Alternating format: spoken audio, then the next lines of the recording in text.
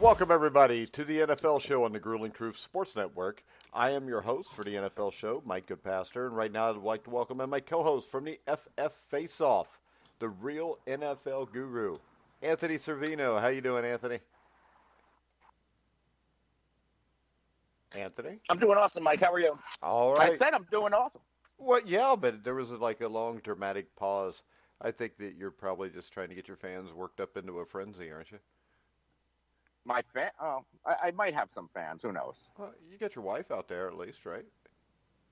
Doesn't mean she's a fan. I don't even know if she likes me half the time. I know, but what the hell? But once you make a commitment, you got to stick with it. Let's see. All right. Last night, the Jets and the Ravens was an epic game.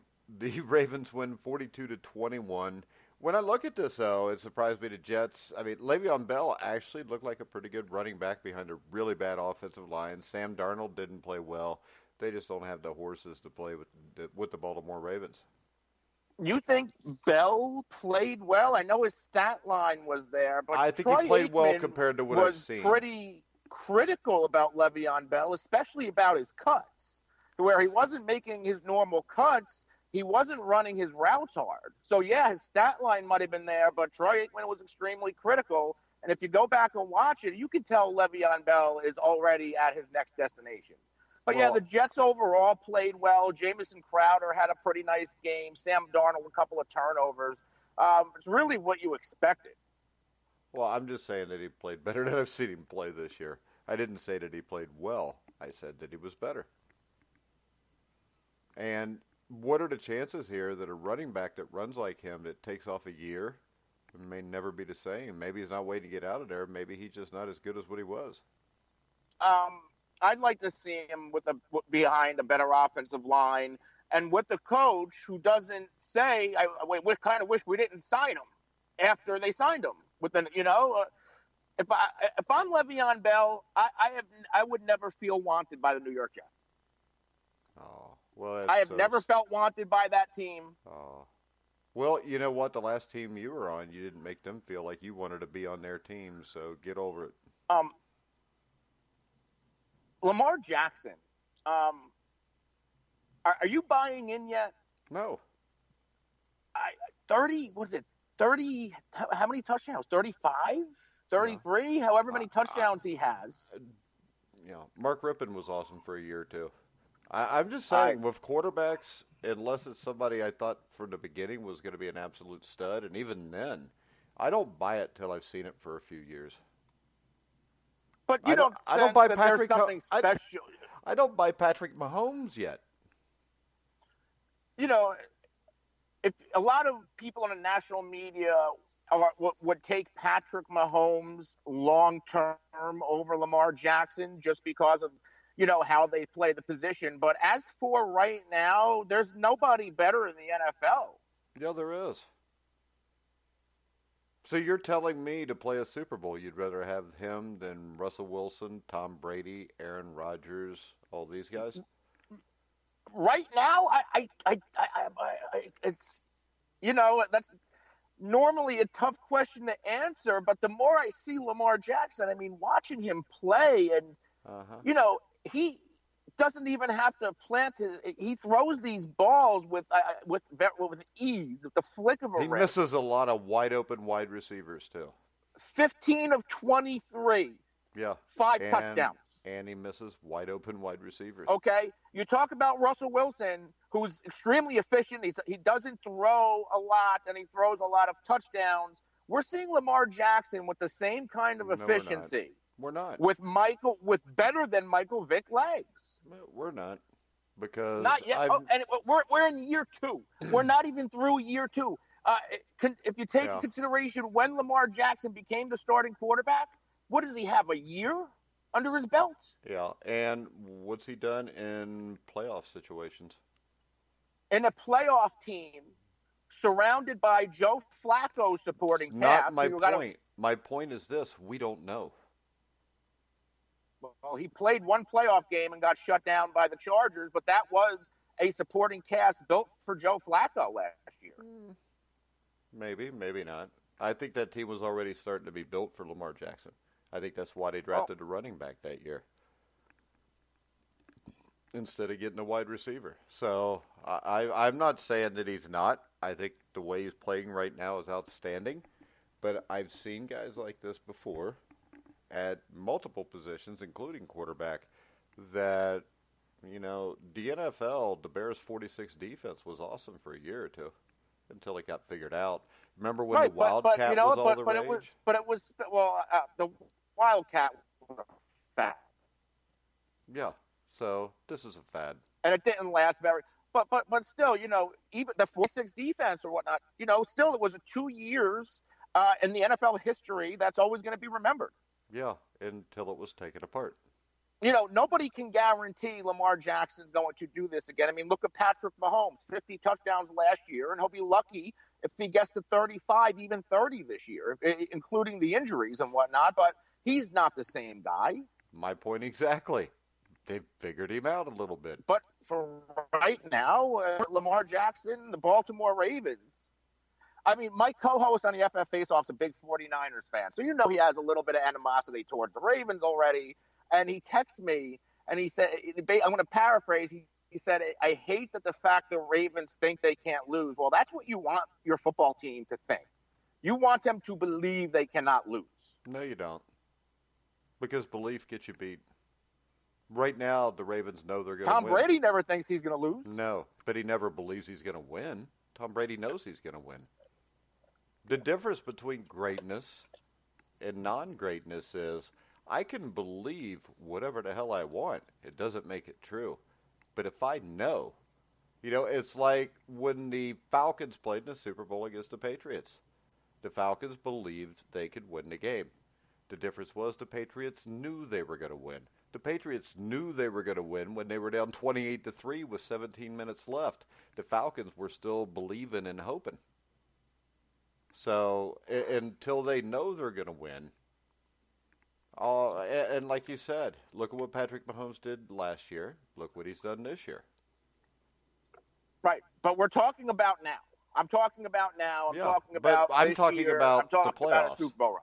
I'm talking about the playoffs. And I can tell you this right now. John Harbaugh is a really good coach.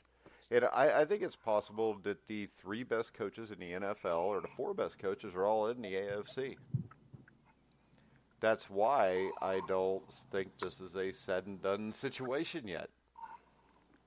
You know, I think the best coaches in the NFL are Bill Belichick, John Harbaugh, Sean McDermott, Jason Mike Garrett.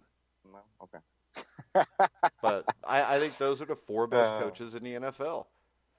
And I think that they've already proven. I mean, Buffalo, if they get a call that they probably should have got at the end of that game, they might be in overtime against Buffalo. And New England, I doubt, has the players to be able to stop this. But I can also tell you this, Anthony, the 2 best quarterbacks I've ever seen were Peyton Manning and Dan Marino until it came time for the playoffs. So if Lamar Jackson, you know, wins the AFC Championship by going to Kansas City or Pittsburgh or playing Buffalo and he throws 5 or 6 touchdowns and he runs for 200 yards and he does all this great stuff then. Wait, but so if it happens at home, we don't count? I don't care if it happens at home or away. I'm no, just saying. No, because you said if he goes to Buffalo and goes to Kansas City, because Lamar Jackson has never won in Kansas City. He's never won in Kansas City. If he wins at home in the AFC Championship, he gets just as much credit as winning on the road. Maybe not as much, but you still got to give it to him. Right. So I'm just saying until I see it, because, you know, it's just like with Kirk Cousins. Well, you hadn't won a Monday night game. Didn't matter how he was playing to you. For some reason, a Monday night game's a big game. To me, a Monday night game's not a big game. I don't give a shit about a Monday night game. To me, it's no different than a Sunday game. I think people overinflate this because when you're a football player, once that ball is kicked off, you don't remember you're playing on Monday Night Football. But you know what? When you're in the playoffs or the Super Bowl and you know your season can end in a heartbeat, you realize that. Even once the game starts, you get into it. But it is why we've had so many Super Bowls where you get blowouts. I mean, not as much recently over the last 20 years, but it's kind of when you get in a championship game and it's all or nothing, when you fall behind, you have a tendency to panic. The question is, if Baltimore, when they're in the playoffs, what happens if they fall behind? Does Lamar Jackson panic? Does he force things? Does he throw a pick? Does he fumble the ball? And the other thing about Lamar Jackson I think everybody misses, he's 185 pounds. Mm. And, you know, that does not compute to a long career in the NFL. Yeah. No arguments there. So I'm not saying I don't buy it. I think he has been great this year. He would be my number 2 for the NFL MVP, and I think he is gaining on Russell Wilson. I think he could win the MVP. I'm just saying let's slow the roll down because we live in a society where everything as it happens is the greatest thing ever. You know, you watch the 49ers play the Saints 48-40. That's the greatest game I ever saw. How many times do we see it? The Super Bowl's a great game. Everybody comes out, that's the greatest Super Bowl ever. Nah, it probably wasn't. You know, and Lamar Jackson's not the greatest quarterback of all time. He's not the greatest running quarterback of all time. He's pretty damn good. But right now, Michael Vick did it for a longer time, and the thing that stands out to me of Michael Vick is he threw the ball better. Michael Vick, I think, gets underrated for how well he threw the ball. I don't think Michael Vick was on too many teams that were capable of winning anything, but I also watched Michael Vick win a playoff game or two on the road. You know, he got a team to a championship game that probably shouldn't have been there.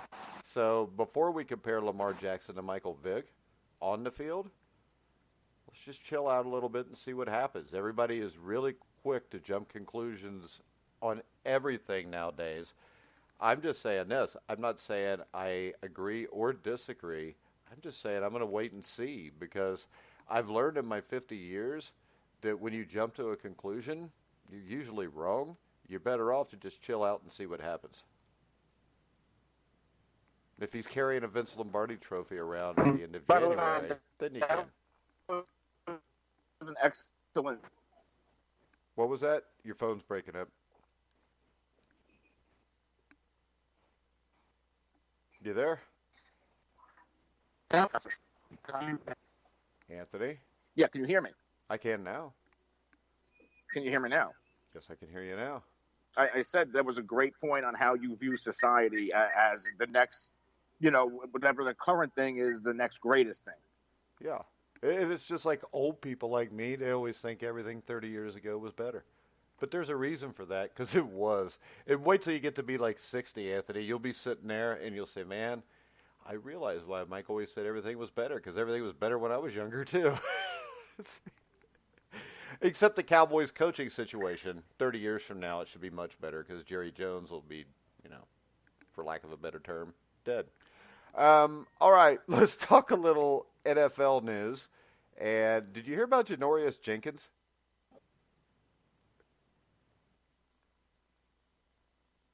You there, Anthony? Anthony. Yeah, I'm here. All right. Did you hear about the You're breaking up a Janoris little Jenkins? bit. I don't blame the Giants one bit for releasing him. Yeah. What did he actually say? Because I just see it's a slur, but what was it? Basically, from what I can put together, that he was talking down on the team and kind of talking up whatever little numbers or stats that he's accumulated. And what is the worst season I've ever seen him play on one of the worst defenses I've seen in New York Giants history? This could be the worst team in New York Giants history, and Janoris Jenkins is running his mouth. Oh, it's not near the worst team in New York Giants history. From 1965 or so through about 1970, they had all kind of teams that were absolutely horrible. They had guys like, I mean, there's some Giants. I mean, and remember also in the 90s, Dave Brown was their starting quarterback. But what did he say? Do you know? Because I can't find it. The only thing it says is he called a fan on Twitter a slur.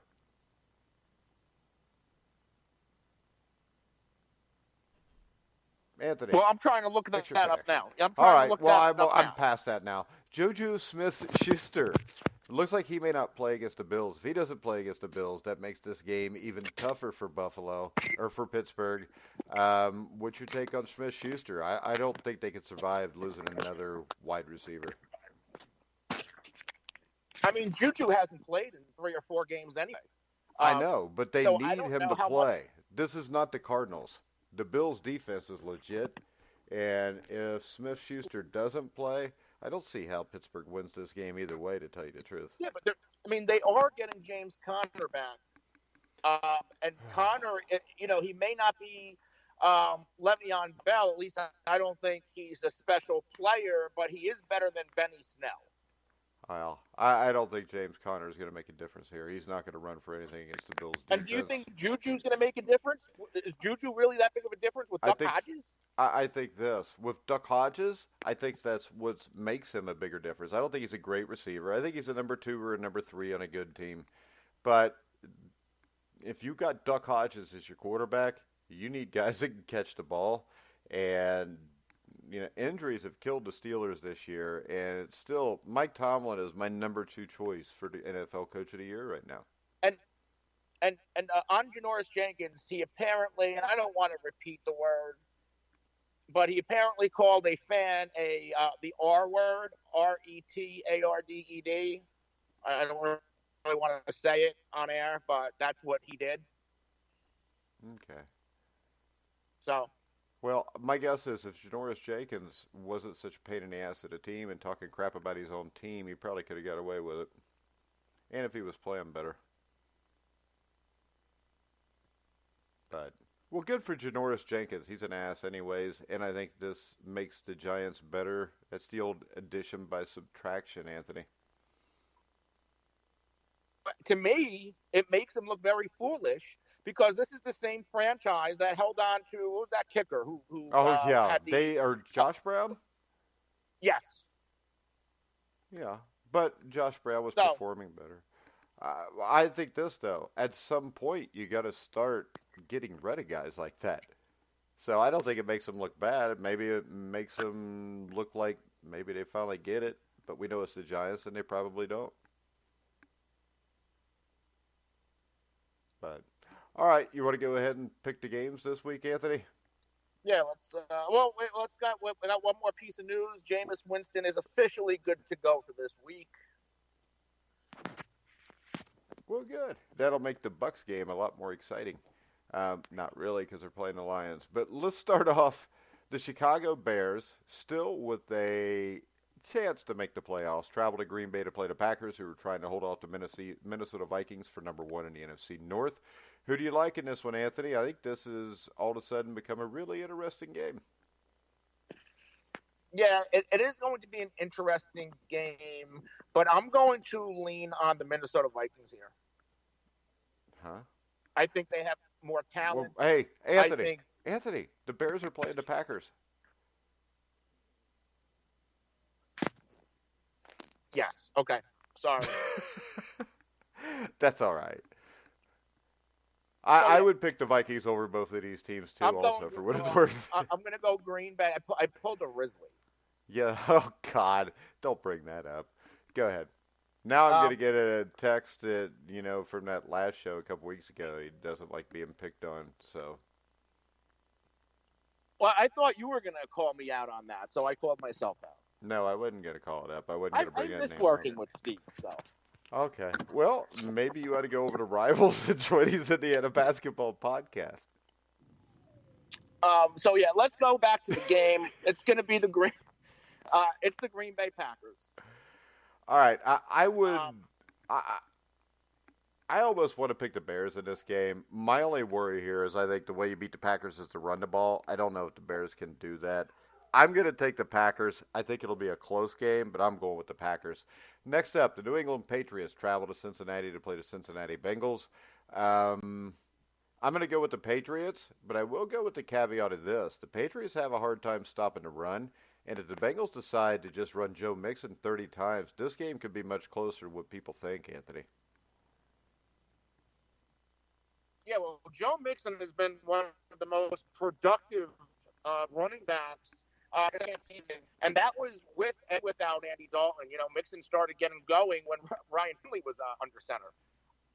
The Patriots, yes, they are really, really good against the run, but even them, and I think it's I just looked this up this morning, and like 4 out of their past 6 games, they've led up some pretty productive matchups, especially for a running back that can catch the football. That was my point. I said I think that they have issues stopping the run. I think that's the weakness for the Patriots. I'm agreeing.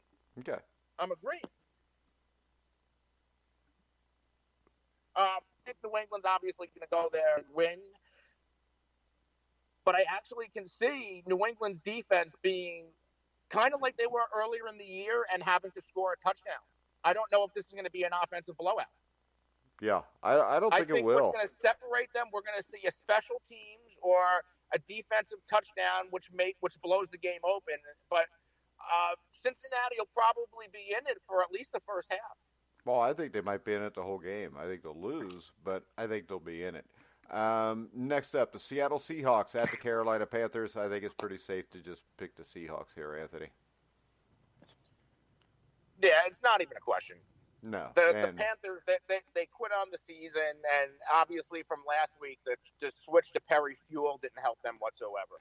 I think the only chance for a Panthers win is if they were to play the Jaguars, who quit even a week or two before they did. Next up, this is a huge game right now. We get the Texans at the Titans. I'm going to take the Titans. I think the Titans are a better football team. I think they'll be able to run the ball down the Texans' throat. Tannehill makes plays. I think the Titans are going to win this division. I think they're going to beat the Texans twice over the next 3 weeks. Yeah, I agree with you. I've been on the Titans bandwagon for a while. And the Texans have holes outside of their quarterback and wide receiver position. They sometimes struggle to run the ball. Their defense is very much hit or miss, and they may not have Will Fuller. And I think you said this earlier in the week. When they don't have Will Fuller, that offense is completely different. And right now, Ryan Tannehill is the hottest quarterback in football, and so is Derrick Henry at running back. I feel like he goes under the radar a lot, but the Titans are at home, and I think they're going to handle the business this week. All right, next up, the Miami Dolphins will travel to New York to take on the Giants, Anthony, and this is a game that I think is a toss-up now. Yeah, it's a toss-up, but I think I'm going to lean on New York. Eli Manning's going to get the start again, and you would have to think there's going to be some pride left in that locker room that wants to get Eli a win. And that offense did play okay in the first half against Philadelphia. It's just a matter of finishing. Yeah, I'm going to take the Dolphins in the upset. I think Fitzmagic gets this done. I think the Dolphins are, as a team, playing a lot harder. I think they're better coached. They almost got the Jets last week, and I think the Jets might be a little bit better than the Giants. I don't know. They're both pretty crappy. I'm going with Miami just for the hell of it, since we don't have any money bet on it. Next up, the Philadelphia Eagles will go to Washington to take on the Redskins. And I don't know how big a game it is for the Eagles, just because I think the whole season is going to come down to that Cowboy game probably. But Eagles-Redskins, Anthony. You would think that Philadelphia should win this game easily, but if you look at the way the Washington Redskins have been playing versus the Eagles, and the Eagles had a great second half against New York, but they struggled mightily in the first half. They lost Alshon Jeffrey for the rest of the season. They have nothing at receiver. So Carson Wentz, as good as he is, he's really going to have to take a step forward to win these games, and I think we're going to need to see, Miles Sanders take a step forward. There's that guy, Boston Scott, who had a big game. I think the Eagles have enough, but it wouldn't surprise me if Washington pulled this one out. I'm going to go with the upset in the Redskins. I'm going to stay with the Eagles just because Dwayne Haskins is the Redskins quarterback. Darius Geis is not playing, so that puts everything on the 172-year-old Adrian Peterson, who I think will probably run for 100 yards in this game. But I think the Eagles win this game. Next up, the Denver Broncos. We could call them the Surging Broncos. We'll go to Kansas City and battle the Chiefs. I still think the Chiefs need this game much more than the Broncos. I think the Broncos may stay in it for a while, but I think the Chiefs win it, Anthony. If this game was in Denver, maybe I change my mind. but this is a game that Tennessee that Kansas City You're having a hell of a time today, Anthony. needs. Came home, huh? You're having a hell of a time today. You picked Minnesota, now you call them Tennessee. Go ahead. No, but at least I just said the wrong city. I know. It was much better than last time. But my one issue with Kansas City is running the football, but there is a chance that they're going to get Damian Williams back. Damian Williams hasn't played since the Mexico City game with the ribs injury. He's at least practicing. Pat Mahomes is Pat Mahomes. They have the weapons, and I want to see a little bit more out of Drew Lock because Drew Lock has looked okay in the past 2 games, but this Chiefs secondary is a lot better than what people give them credit for. Yeah. Next up, the Tampa Bay Buccaneers at the Detroit Lions. Jameis Winston is better than whatever the Lions throw out there. He'll throw 5 touchdowns, 3 interceptions, and the Buccaneers win. What do you think, Anthony? I would give the Lions a shot maybe if Jameis was going to miss this game. But the fact that Winston is going to play means that he is no longer in pain. I think his thumb's going to be fine. And the Buccaneers from A to Z, they have more talent that is healthy than the Detroit Lions. I think that their defense, yes, they have their issues, big issues in the secondary, but their front 7 is probably a top 5 to 10 unit in the NFL. And David Blau may not be, I don't know if he's seen a front 7 come at him like he's going to get on Sunday. So I'm going to go with Tampa Bay. I don't really see Jameis Winston turning the ball over in this one. I think we're going to see the good Jameis Winston, and I think we're going to see a monster game from Chris Godwin. All right, next up. And the thing is, Tampa Bay wins. They're back to 500, aren't they? 7-7? Yeah. Put them in the AFC, they'd be a playoff team. The Cleveland Browns will travel, or you can put them in the NFC East, and they'd be tied for first. The Cleveland Browns at the Arizona Cardinals. I don't know. This game's a mess. I'll let you pick it first. I was just going to flip a coin. Yeah, this game's ugly. It's Baker Mayfield on the road, Odell Beckham, who's playing hurt, but he's really a non-factor, and a questionable Browns defense going to Arizona. And Arizona, they have not looked as good in the past 2 or 3 weeks. I think this is going to be a get-right game for the Cardinals. I think we see the good Kyler Murray, and the Cardinals win this game. I don't trust Baker Mayfield or Freddie Kitchens, especially on the road. Yeah, I agree. I'm taking the Cardinals also. Next up, the Jaguars will play the opposite of surging Oakland Raiders. The Raiders, who a few weeks ago looked poised to maybe challenge the Chiefs for first place in the AFC West. Now they're just poised to try to get a 500 season out of this. And Anthony, from what we've seen of the Jaguars, and this is, probably the last game in Oakland for the Raiders, I think the Raiders win this going away. Yeah, this Jaguars team, they completely took a nosedive a couple of weeks after the Jalen Ramsey trade because they did look pretty good after Ramsey. And then it just all fell apart. And I think it fell apart once they switched back to Nick Foles. This team has quit. They have injuries all over the place. DJ Chark, their top receiver, might not play. And yeah, this is the last game in the black hole in Oakland, and I think they are going to have a ton of pride. I think they want to leave Oakland on a positive note, and I think they're just a better coach and a better football team right now. I don't think it would take much to have a better coach or a better football team than the Jaguars right now. The Minnesota Vikings, big game for the Vikings. They go to the West Coast to battle the Los Angeles Chargers, Anthony. This is a dangerous game for the Vikings. Yeah, it is dangerous because of who their opponent is. This is the Chargers, and we see a very Jekyll and Hyde team from the Los Angeles Chargers almost every week. Minnesota, you would think they have the talent to pull this one off, but the Kirk Cousins factor is, as much as I've praised him, there's always a trust issue. And yes, this is going to be a big game because I don't see the Vikings making a run at this division. So they need to win a wild card to get in. Why can't they make a run at the division? All they got to do is win out, and they win the division. Well, Green Bay needs to help them. Well, they're only a game out, aren't they? I'm not really worried about Green Bay. They had a very soft schedule down the stretch. They got to go to Minnesota in Week 17. Yeah. And they have the Bears this week. Yeah. Do they have a 2-game lead? I believe Green Bay is a 3-loss team. Yeah, and Minnesota's a 4-loss team, right? Yeah. So Green Bay has to lose out, right?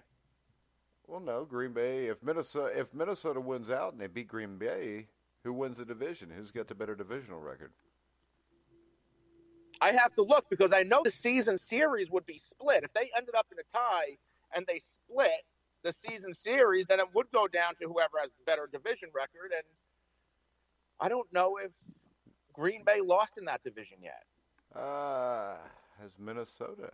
Yeah, Minnesota lost to Chicago, didn't they? At Chicago earlier in the year. I think so, and I think Green Bay's still undefeated. Let's see. The Lions. Did the Lions beat either one of them? I'm trying to remember who the Packers lost to. Detroit Lions. The Packers beat the Lions, I think, by a point earlier in the year. Did they play twice? Yes. They would have had to, no? Yeah, if they're not on the schedule again, they would have had to. Oh, no, they play again on the 29th. Oh, so see, that's... If they went out, Green Bay's got to go to Detroit. If David Blau's playing, they're in trouble. Actually, that Bears-Packers game is huge this week, then. That could be the difference in making that game for the division title or not. So you taking the Vikings or the Chargers? I'm going to go with the Vikings. I think they're going to try to keep this pretty competitive down the stretch and put a little bit of pressure on Green Bay.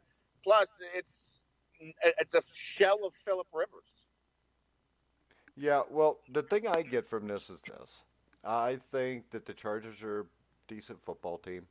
But the Chargers' problem is, whether it's home or away, is they have a tendency to lose games at the end that, they have a chance to win.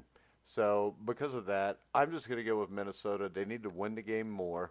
So I'm going to assume that Minnesota wins this game at the end as the Chargers choke it away like they normally do. Next up, if you ever wanted to know what it would be like to watch a college team play an NFL team, it'll happen in Dallas this week at Jerry's World as the NCAA Dallas Cowboys will battle the NFL's Los Angeles Rams. What do you think, Anthony? You got a shot here? You always think that your team has a shot, but I don't. In reality, I think the Rams are going to blow out the Cowboys. I would like to say I'm a Bengals fan, and unequivocally, I've thought they've had a shot to win maybe twice this year. See, that's because Bengal fans have their heads on their shoulders correctly, and they see what's going on. I think the Rams win this game because the Rams need to win this game more than Dallas does. The Rams can't afford to lose another game. Well, yeah, because then Dallas has to. Then they go to Philly and Washington. Yeah, and really, if Dallas just wins that Philly game, they're probably going to win this division. They could lose everything else, win the Philly game, and they're going to win the division, probably an 80% chance, right? Yeah, and the Rams are a better team right now. Well, and I think momentum plays a factor also. Because the Rams, you can't. The Rams are playing much better. The Cowboys are playing horribly right now. So, and you could say it would make a big difference if the Cowboys got off to a quick start. But hell, they've been getting off to a quick start and still losing the games. Yeah, because they're bailing on the running game. Yeah, and the thing is this, Sean McVay has stuck more to the running game, which is why the Rams have turned it around. I think as long as the Rams stay on the ground, they win the game. Next up, the Atlanta Falcons will go to San Francisco to play the 49ers. This, I think, is what people would normally call a trap game, Anthony. The 49ers are coming off a huge road win And now they're going to play Atlanta. And Atlanta has shown in the past month or so that they can be a dangerous team at times with Matt Ryan. Yeah, they are going to be without Calvin Ridley, who's out for the rest of the year with the abdominal injury. The 49ers secondary is a little bit banged up. Their whole defense is a little bit banged up right now. They might not see some of these players back until the postseason. But this is going to be a Dan Quinn versus a Kyle Shanahan. Shanahan coached under Dan Quinn. There's that revenge game factor here. These coaches probably know each other very well. And I think this is going to be a closer game than what people think. I'm still going to pick the 49ers, but I don't see them, routing the Falcons. I don't know. What do you call a rout? I think this ends up like 34-17, something like that. I think the Niners have a lot of injury issues that could cause some problems here. But I'm going to go ahead and pick the 49ers. I think they're the best team in the NFL right now, and I think they'll win this game. Next up, Sunday night is a huge game. You have basically the two teams that would be the wild cards right now. The Buffalo Bills, who are at 9-4, will be traveling to Pittsburgh to play the 9-5 Steelers. And there's a lot of interesting matchups in this game. I think, to me, these two coaches are the two guys that deserve to be the coach of the year the most. You got Duck Hodges against Josh Allen. Nothing says big-time football game like Josh Allen against Duck Hodges. I think the Bills are the better football team, but I think this will be a close game either way. It's going to be low scoring. And I think the big matchup here could be John Brown versus Joe Hayden. Yeah, I think we're going to see a lot of very good matchups between two very good defenses and really, similar offenses. If the Steelers had a better quarterback, I think they both want to do things the same. But this game's going to come down to defense. I think the Steelers are going to hang in there, and if they can turn Josh Allen over, this is what I've been saying the past couple of weeks with the Bills. That's how you're going to beat Buffalo, is get Josh Allen, turn the ball over 2-3 times. If the Steelers can do that, I think they win the game. I'm still going to pick Buffalo, but if we see 2 turnovers from Josh Allen, Steelers win. What if Duck Hodges turns the ball over twice?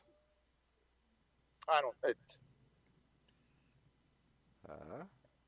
think the Bills are going to win this game, but if Josh Allen turns the ball over twice, they're going to lose. I don't care what Duck Hodges. If Allen turns the ball over, they're going to lose.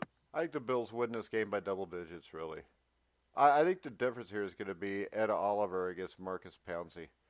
If Oliver can control Pouncey, I don't think the Steelers can run the ball. The issue here is if the Steelers can't run the ball, I don't think there's any way that Duck Hodges can win this game. But that's been Buffalo's Achilles heel. I know. I'm just telling you. Watch this game. They will stop the run and force Duck Hodges to beat them. Just trust me on this. Watch the game. And because I think this, and by stop the run against the Steelers, I mean, if you hold the Steelers under 120 yards or 130 yards, you're probably going to beat them. If you're a good football team. I think when the Steelers, if they're playing a playoff-capable team, the Steelers have to run the ball for at least 150 yards. Because I don't think Duck Hodges is throwing for more than 130 or 140 yards in most cases, and not against Buffalo's defense. And, and to my turnover point, the Steelers are one of the most opportunistic defenses to where I think if they somehow turn Josh Allen over twice, one of them's going to go for a score, because we've seen that a lot this season. I think the Steelers' defense, you talk about the Patriots and the 49ers, I think they're a top 3 defense. They have to be for them to be winning games. Oh, that's how they're doing it. To me, they're probably the best defense right now just because they don't have the help of an offense. Right. To me, Buffalo or Pittsburgh and San Francisco are on a separate level from everybody else. I know we didn't see that last week, but that's because Drew Brees was in the building. So anytime Drew Brees is in the building, even if you get a great defense, if Drew Brees goes off, he's going to score points. That really, I don't think the Niners even compare to the Bills or the Steelers right now just because of the injury issues they've got. I mean, because you're taking Richard Sherman out of there now too, correct, this week? Yeah. and you lost a center on offense. So, I mean, this going into the playoffs, I think on both sides is as open as it's ever been because the Ravens you have questions about just because of the style of play. You have huge questions about the Patriots. You got huge questions about the Chiefs. So the AFC side, how about this? The only team on the AFC side that I would be comfortable with the way they're playing right now is Buffalo. Because they are what they are. They're going to run the ball. They're going to play defense. We don't know what New England is offensively because they haven't figured it out. At Kansas City, they have a hard time stopping a run. That's what Buffalo can do.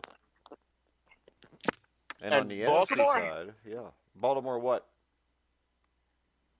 I don't know if Baltimore can beat a team in a shootout. And, you know, so far this year, when they played Kansas City in a shootout, they did lose that game. No, they did. But the only other loss was to Cleveland. So Yeah, where they got run over. That's an anomaly. It happened. And that happens in division games. You know, when you're comfortable and you play somebody so much, that stuff can happen. So that Browns game, I kind of write off. You have to write it off because the teams actually, from there to now, have completely 360'd. And now, you know, the team that was good is the team that sucks, and the team that sucked is the team that's good. And that's the Ravens' defense was not playing anywhere near at the level that they are now either at that point. No, and credit Marcus Peters for that. My credit, John Harbaugh. Because you know me, I always think the coach is the most important person on a football team. And I think with Sean McDermott and all the turnarounds we see, the Mike Tomlins, I think that this year it shows how important coaching is more than any other sport. Oh, absolutely. You can even bring Dallas into the equation with Jason Garrett and how poorly they are. Yeah, or Opie You Taylor have in a the Cincinnati Super Bowl Bengals. roster and a Pee-wee coach. Yeah. Well, it's a Pee-wee coach that would probably get fired after a year because he'd piss all the parents off. But, all right. Anything else we want to talk about before we wrap it up? No, I think we just about got everything covered. Oh, what's the Monday night game this coming week? Is it the Saints-Colts? Yes. Oh, that's a great matchup.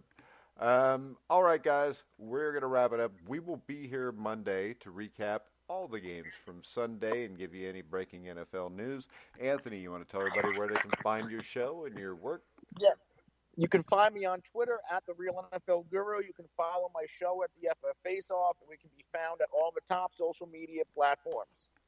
All right, guys, and make sure you go to @Grueling Truth on Twitter to follow the Grueling Truth. You can go to gruelingtruth.com for our website, and you can hear us on any podcasting platform out there. All right, guys, we will talk to you Monday at noon. So for Anthony Cervino, I'm Mike Goodpaster. You've been listening to the Grueling Truth, where the legends speak.